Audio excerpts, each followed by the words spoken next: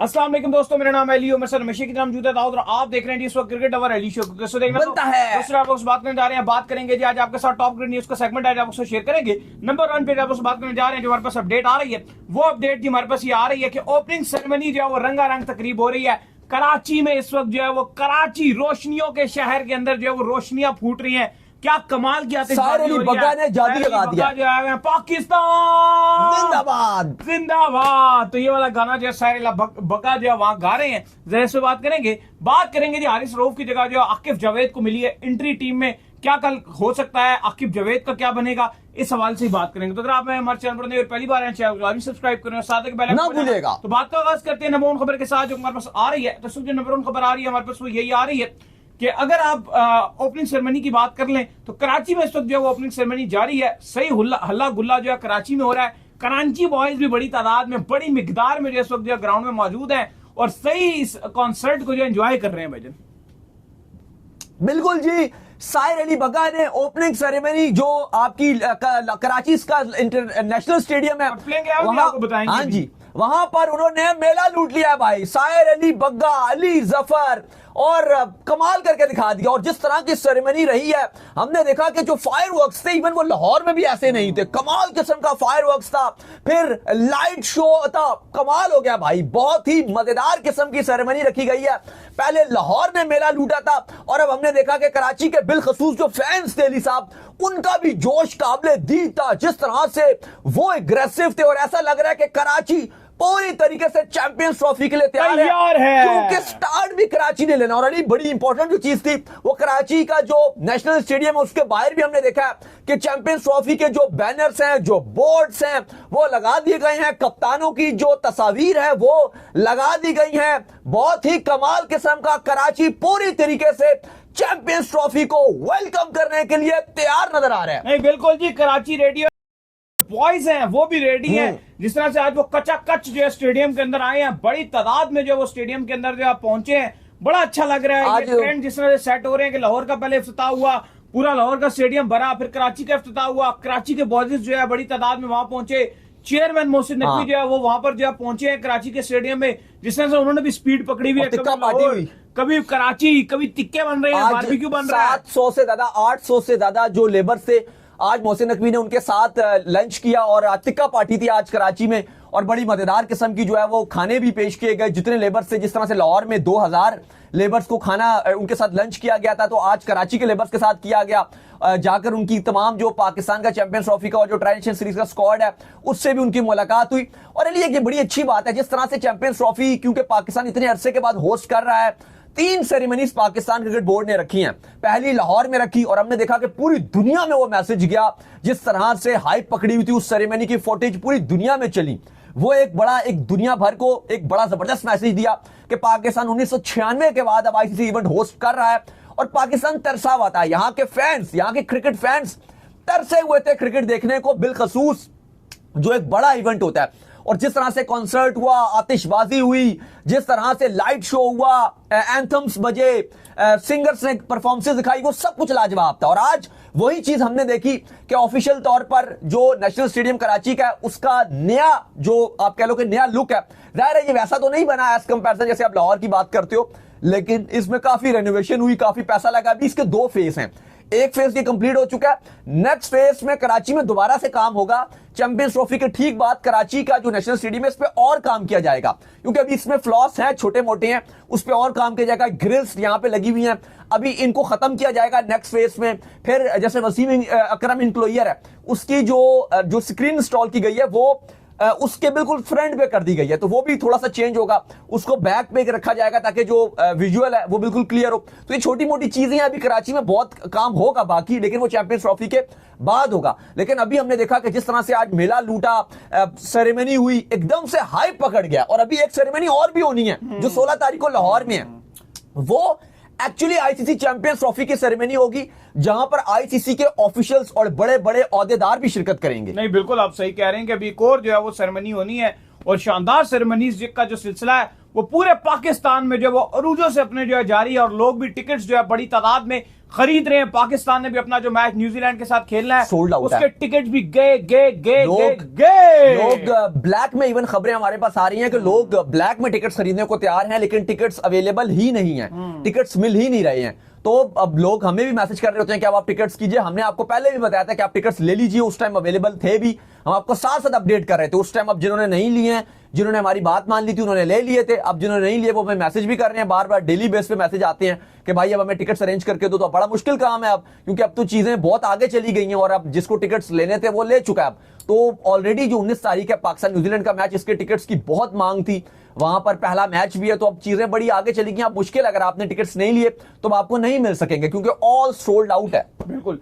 इसके बाद जो हमारे पास अपडेट आ रही है जी वो ये आ रही है कि कल मैच खेला जाना है पाकिस्तान और साउथ अफ्रीका, जो कल आमने सामने होने जा रहे हैं। और आपको पता ही है पाकिस्तान के डू एंड डाई की सिचुएशन, अगर पाकिस्तान कल साउथ अफ्रीका को हराता है तो ही पाकिस्तान जो है वो ट्राई नेशन सीरीज का जो फाइनल है वो खेल सकता है। अदरवाइज जो ट्राई नेशन सीरीज का जो फिनाले है वो साउथ अफ्रीका और न्यूजीलैंड के दरमियान हो जाएगा। तो पाकिस्तान को कल गेयर अप करना है, ना सिर्फ जो पाकिस्तान ने कल साउथ अफ्रीका को हराना है बल्कि अपनी चैंपियन ट्रॉफी की कैंपेन के लिए ये फतह लाजमी लेनी है, ताकि पाकिस्तान आगे न्यूजीलैंड को भी हरा सके और एक कॉन्फिडेंस जो है पाकिस्तान को जो चैंपियन ट्रॉफी है उससे पहले आ सके। पाकिस्तान एक चैंपियन अपने अंदर एक कॉन्फिडेंस को जो है वो गेन कर सके।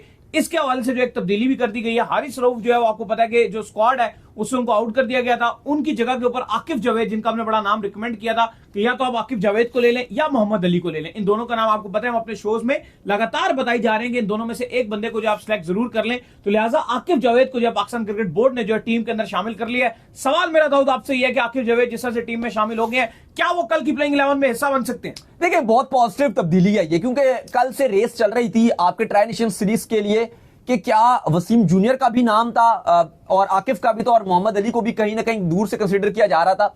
लेकिन जो दो हाईलाइटेड नाम आ गए थे वो आकिफ जावेद और आपके वसीम जूनियर का नाम बड़ा हाईली रेटेड कर रहा था, लेकिन वसीम जूनियर जगह नहीं बना सके और आकिफ जावेद को इसमें रखा गया और बड़े मेरे ख्याल से वेल डिजर्विंग है। जहां पर आपने नसीम, शाहीन, हारिस रऊफ इतने सारे इनको इवेंट्स दे दिए और कोई भी आपने तब्दीली नहीं की, तो इस तरह के जो आकिफ जावेद जैसे बॉलर हैं जो नया बॉल भी बहुत अच्छा करते हैं, स्विंग भी अच्छा करते हैं, पेस भी है उनके पास, जान भी लगाते हैं और बिलखसूस इनके अंदर भूख है क्रिकेट की, ये खेलना चाहते हैं, ये पाकिस्तान के लिए कुछ करना चाहते हैं इस तरह के लड़के, तो उनको चांस देना एक बड़ी अच्छी बात है और वेलकम चेंज किया है। ठीक है, हारिस रऊफ वैसे भी अनफिट थे, लेकिन साउथ अफ्रीका वाले मैच के लिए अवेलेबल नहीं थे, लेकिन कहा जा रहा था शायद वो फाइनल के लिए अवेलेबल हो, लेकिन सिलेक्शन कमेटी ने डिसाइड किया कि हम हारिस रऊफ को पूरा आराम करवाना चाहते हैं, तो वो पूरी ट्राई सीरीज से उनको बाहर कर दिया। कल आपको रिपोर्ट भी उनकी शेयर की थी कि जो उनका MRI स्कैन वगैरह करवाया था उसमें सिर्फ वो एक मैच के लिए बाहर थे कि चलो जी तब तक वो फिट हो जाएंगे, लेकिन कोई रिस्क नहीं लेनी चाहती थी टीम मैनेजमेंट, इसलिए उन्होंने उनको पूरी ट्राई नेशन सीरीज से बाहर कर दिया और आकिफ जावेद को डाल दिया। लेकिन मैं आपको ये क्लियर कर दूं कि आकिफ जावेद को चैंपियंस ट्रॉफी के स्क्वाड में नहीं डाला है, सिर्फ उनको ट्राई नेशन सीरीज में डाला है। हां, यू नेवर नो कि अगर कोई इशू क्रिएट होता है या हारिस रऊफ की कोई फिटनेस ज्यादा खराब होती है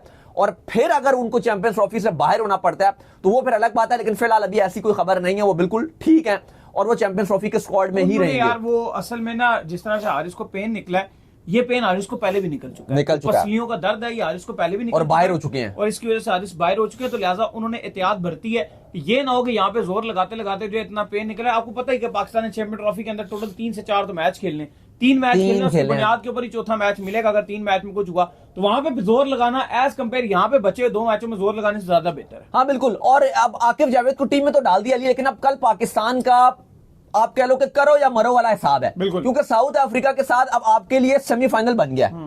कल पाकिस्तान और साउथ अफ्रीका का ट्राई नेशन सीरीज का सेमीफाइनल है, ऐसा ही है। जो जीता वो फाइनल में, जो हारा वो वहीं पर घर पे रह जाएगा अपने। तो अब बड़ा इंपॉर्टेंट मैच है कल और पाकिस्तान और साउथ अफ्रीका दोनों ही डसे हुए हैं न्यूजीलैंड के। अब ज्यादा तब्दीलियां तो खबरें आ रही हैं कि पाकिस्तान टीम मैनेजमेंट नहीं करने जा रहा, अलबत्ता सऊद शकील टीम में वापसी करने जा रहे हैं, ये भी खबरें हैं। साथ कहा जा रहा है कि फहीम अशरफ को भी कंसीडर किया जा रहा है 11 में मौका देने का। लेकिन आज क्योंकि पाकिस्तान टीम भी ये जो ओपनिंग सेरेमनी है इसकी तैयारी कर रही है, ज्यादा चीजें इतनी क्लियर नजर नहीं आ रही हैं कि पाकिस्तान अपनी 11 में तब्दीलियां क्या करेगा, क्योंकि 1-2 तब्दीलियों के हवाले से यह भी कहा जा रहा है कि हम फहीम अशरफ को कल की सिचुएशन देखने के बाद डिसाइड करेंगे कि आया उनको 11 में शामिल किया जाए या ना किया जाए। सऊद शकील को कल पाकिस्तान 11 में मौका दे रहा है, लेकिन अब सवाल यहां पर यह है कि क्या अगर सऊद को चांस देंगे तो क्या डायरेक्ट आप तैयब ताहिर को बाहर कर दोगे? और यू नेवर नो कि शायद कामरान गुलाम को ये बाहर करके कुछ और नया कॉम्बिनेशन ट्राई करें, क्योंकि इन्होंने कहा था कि हम ट्राई नेशन सीरीज में डिफरेंट अपने कॉम्बिनेशन ट्राई करेंगे।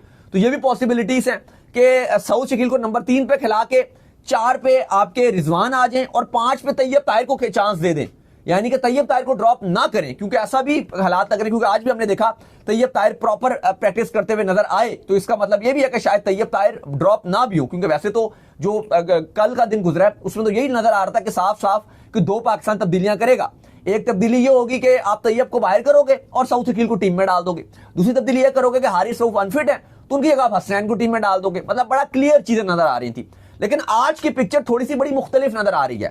कल जो बड़ा आसान नजर आ रहा था कि आप 2 तब्दीलियां सिर्फ करोगे, हारिस रऊफ की जगह हसनैन और आपके सऊद शकील आ जाएंगे तैयब ताहिर की जगह। लेकिन आज चीजें थोड़ी सी मुख्तलिफ नजर आ रही हैं। आज आ रहा है जी कि फहीम भी हमने देखा कि बड़े जोशीले अंदाज में प्रैक्टिस करते हुए नजर आए, और ये भी टीम मैनेजमेंट सोच रही है कि हमारा जो पहला गोल है वो चैंपियंस ट्रॉफी है, तो हम चाहते हैं कि फहीम अशरफ भी रिदम पकड़े।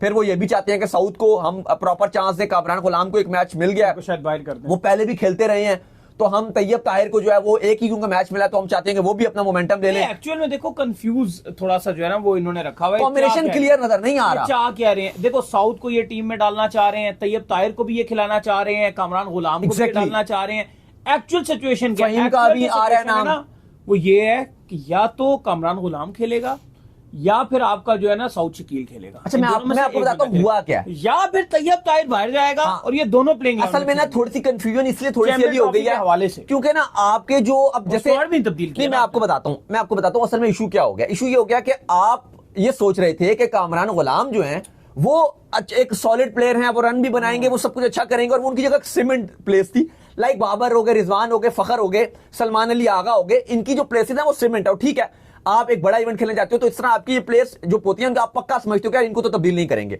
लेकिन अब आपके लिए ना कंसर्निंग साइन ये हो गया कि कामरान गुलाम की फॉर्म आपके सामने है और आपने उनको देखा कि वो रन नहीं बना रहे, और आपने उनको नंबर भी 3 दे दिया क्योंकि बाबर ओपनिंग पे चले गए। 3 तो बड़ा इंपॉर्टेंट नंबर है। तो अब आप थोड़े से कंफ्यूज भी हो गए हो कि आपको ये लग रहा है कि कामरान गुलाम को हमने 3 तो दे दिया, लेकिन भाई क्या वो रियली डिजर्व करते थे नंबर 3? जिस तरह की उनकी फॉर्म चल रही है, जिस तरह से वो हम देख रहे हैं कि टुक टुक टुक टुक करते करते हवा में बॉल खेली और आउट होकर चले गए। लगातार उनका एक ही पैटर्न आउट होने का। और अब ऐसा टीम मैनेजमेंट सोच रही है कि नहीं भाई, कामरान गुलाम परमानेंट नहीं हो सकते। अगर हम कामरान गुलाम को देख रहे हैं तो फिर तैयब भी थोड़े बहुत रन तो तैयब भी नीचे से बना देता है। तो फिर हम ये भी कर सकते हैं कि हम सऊद को नंबर 3 पे खिला के 4 पे रिजवान को और 5 पे तैयब को भी ट्राई कर सकते हैं। कामरान गुलाम पक्के नहीं है, ये भी चीजें चल रही हैं। तो अब चूंकि आपके इवन जो अभी जो लास्ट मैच हुआ उसके बाद कुछ हल्के ये भी रिपोर्ट करेंगे कामरान गुलाम से भी टीम सेटिस्फाइड नहीं है। हाँ, यही रीजन है। जावेद भी नाखुश हुए। इवन टीम के अंदर से ये बात उठना शुरू हो गई है कि जो आपका साउथ है वो ज्यादा बेहतर है। नहीं, यही बात है ना कि जैसे पहले इनका प्लान था, इनिशियल प्लान था वो ये था कि जी कॉम्बिनेशन हमारा सेट है, साउथ को कोई चांस नहीं लग रहा था। पहले इनका कॉम्बिनेशन सेट था कि भाई जी बाबर फखर ओपन कर लेंगे, 3 पे आपके कामरान गुलाम आ जाएंगे, 4 पे आपके रिजवान आ जाएंगे, 5 पे आपके सलमान नहीं 5 पे आपके सऊद शकील आएंगे पहले, 6 पे सलमान अली आगा, 7 पे खुद दिलशाह। मतलब ये ओके था कि ये हमारा चैंपियंस ट्रॉफी का कॉम्बिनेशन होगा। लेकिन फिर जब ट्राई नेशन सीरीज देखी और उसकी कामरान गुलाम की भी फॉर्म ऊंची नीच रही है, तैयब को चांस दिया तो चलो उसने बीच में 30 रन बना के ही दे दिए पिछले मैच में। तो फिर उन्होंने सोचा कि यार नहीं, कामरान गुलाम को हम 3 नंबर पे एडजस्ट नहीं कर सकते। जो आपकी वेस्टइंडीज के साथ भी सीरीज थी, मुश्किल कंडीशन पे थी, वहां पे भी जो 2 बल्लेबाजों ने सबसे ज्यादा रन बनाए थे वो एक सऊद शकील था और एक रिजवान था। दोनों नहीं किए। तो अब ये भी सोच रहे हैं रन कर रहे हैं। हाँ, तो ये भी सोचा है कि भाई साउथ को नंबर 3 पे खिलाया जाए ताकि आपकी कम से कम बैटिंग को थोड़ी सी स्टेबिलिटी दी जाए। क्योंकि अगर बाबर की फॉर्म ऊपर से खराब है और ऑलरेडी वो ओपन कर रहे हैं, उनके ऊपर प्रेशर भी है, तो फखर और बाबर अगर जल्दी आउट होते हैं तो आपके पास नंबर 3 पे कम से कम एक ऐसा प्लेयर हो जिसके पास आप रिलाय कर सको, जो मैच्योर थोड़ा प्लेयर हो। तो वो कामरान गुलाम नहीं है, वो सऊद शकील है। तो इसलिए अब कल पाकिस्तान थोड़ी सी तब्दीलियां एक्स्ट्रा करने जा रहा है, जो खबरें आ रही हैं। मैं तो चाहूंगा अली, अगर आप मुझसे पूछो तो मैं तो ये चाहूंगा कि कल आपने आकिब जावेद को आज टीम में रखा, आप उसको चांस दे दो। यू नेवर नो कि आपकी पहली फास्ट बॉलिंग इतनी थोड़ी लड़खड़ा से रही है, अगर आकिब जावेद ने कमाल करके दिखा दिया तो शायद आपको फील हो कि यार हम तो लेटर ऑन स्टेजेस में आप फहीम अशरफ को हल्का सा कोई ऐसे मार में हल्का सा कहोगे इसके हाथ में दर्द हो गया, तो आप कोई ऊंच नीच करके आप तब्दीली कर ही सकते हो।